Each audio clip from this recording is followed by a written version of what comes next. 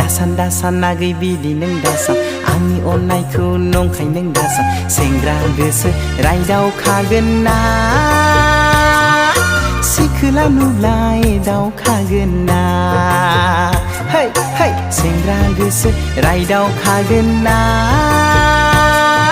सिखोला नुब्लाय दावखागोन ना बिबारि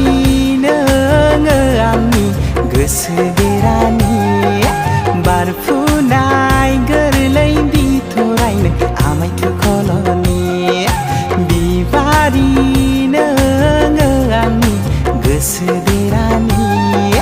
बारफुनाय गोरलै बिथरायनो आमाय थुखलनि सना आमाय थुखलनि